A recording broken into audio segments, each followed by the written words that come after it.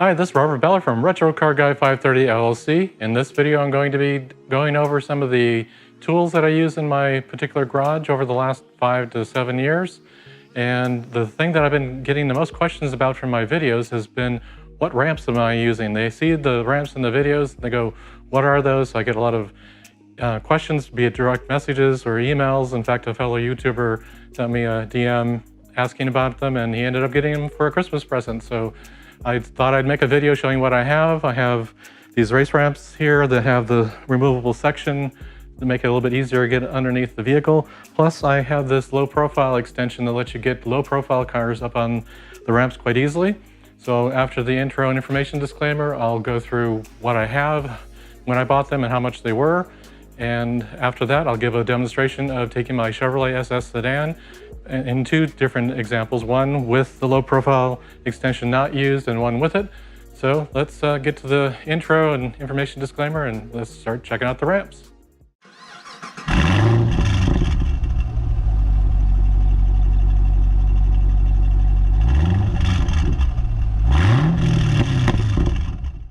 Please review the automotive information, repair, and modification guidelines on this screen. Seek the advice of a repair professional if you're unsure how to perform any repair or modification safely and correctly. All repairs and modifications are performed at your own risk.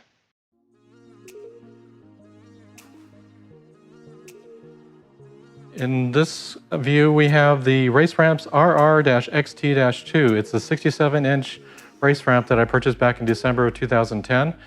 I had a 2010 Camaro back then, and finding a ramp that I could drive the vehicle up on without it skidding away or hopping on the concrete was a problem. So I found that other owners of Camaros had tried these out. They're a bit pricey, so you have to be willing to invest the money for the long-term usage of them. So since I've had them since 2010, it's been well worth it. That cost spread over that many years, I figure it's a no-brainer to go get them. So we have the 67-inch version here. There is a 56-inch version, but the 67-inch version allows you to split the ramp into 2 sections. And each of these ramps is capable of holding 1,500 pounds max, and that's for each part of it. And then you keep this part in place while you're using it underneath the vehicle. But if you want to gain access underneath your vehicle, you can simply move this out of the way. Of course, put it back before you take the vehicle off the ramps. So that's the main section of the ramp. So there was a concern that I wasn't going to be able to put all vehicles on there going forward. I had a variety of vehicles. Like I said, the Camaro, I had a Dodge Charger SRT8, which worked quite well with this. And I've had, Infinities, my Chevrolet SSR pickup, which is a heavy truck, but per axle, it's only 2,400 pounds. So the fact that each one of these can do 1,500 pounds per wheel, so 3,000 pounds per axle, it does handle that just fine. But there was a case where my daughter had lowered her vehicle, and getting it up on this ramp was a concern. So we ended up purchasing an extension to this for low-profile vehicles, and I'll bring that in on the next shot.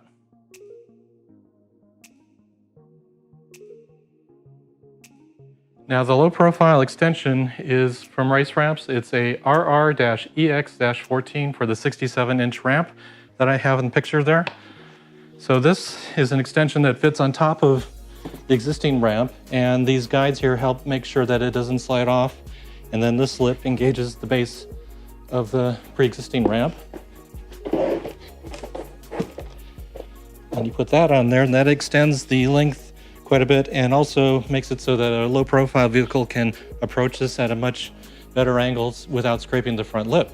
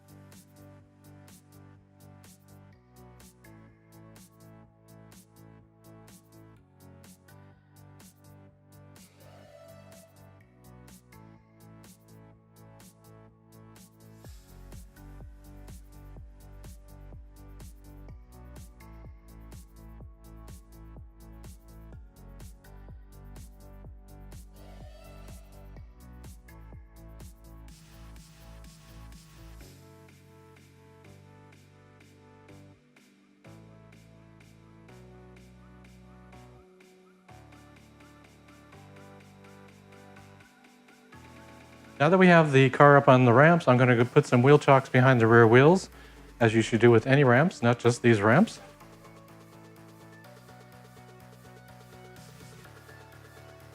Now let's take a look at the amount of room between the floor and the bottom of the vehicle that this ramp set gets you, which should be fairly typical for most ramps, but let's take a look here. 20 inches to the front lip, about 17.5 to the air deflector there, and then of course tapers off as the vehicle is leaning downward towards the base of the back of the ramps.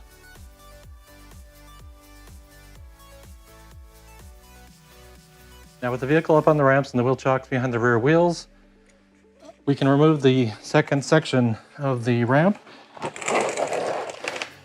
and move it out of the way. That gives you approximately on this vehicle about 14 inches from the ground right behind the ramp. And again, that gap tapers downward because of the vehicle taper at this point to the ground. But this gives you access to many components, you know, the transmission area, catalytic converters, drive shaft, all that kind of stuff that you want to be able to at least look at. And of course, you can always go from the front in between the front wheels and then move backwards. But you can always access things like the rocker panels here, things that you just normally wouldn't be able to get to with a ramp sticking right here. You can actually use some tools here if you need to.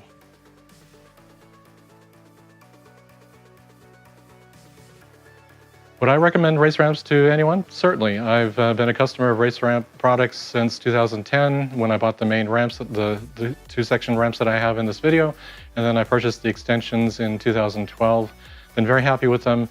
The price is always a factor for a lot of people, but I consider the investment as a purchase of a quality tool. You will use the tool over a longer period of time and get better satisfaction and use out of it than you would by getting a cheap one. I bought some cheap ramps. I have them in the storage room right now because I can't use them. They just don't work the same. So go check them out. I'll have the part numbers of the ones I have here. I'll have that down in the description. Do a search for an authorized retailer and check them out. And hopefully you liked this video, the content in it was helpful to you. If you did like the video, please hit that like button. And if you haven't already and you'd like to, please subscribe to the channel. I'm working towards my goal of getting 1,000 subscribers this year. It would be greatly appreciated by myself and my family if you would do that. And I'll see you in the next video with more information about tools, cars, and trucks. Thanks for watching. If you like this video, smash that like button. If you're stopping by the channel for the first time, please subscribe to the channel. Click that bell icon to get notified when I upload new videos. Please follow Retro Car Guy 530 on Facebook, Instagram, and Twitter. Thanks for taking the time to visit the channel, and I'll see you in the next one.